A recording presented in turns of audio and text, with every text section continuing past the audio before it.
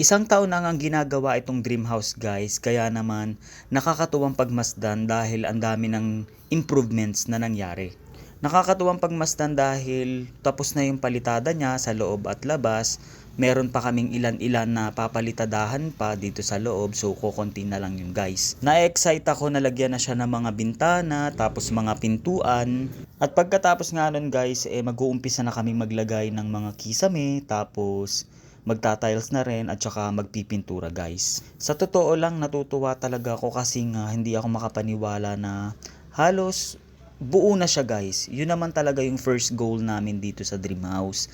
Yung pinakang mabuo lang talaga siya. Yung kahit hindi siya tapos na tapos, basta pwede na siyang tirahan, masaya na po ako doon guys. Bale ito nga pala guys ay merong sukat na 200 square meters yung pinakang lote, tapos yung pinakang total floor area po ng bahay 192 square meters yung total floor area, parang mga ganun guys.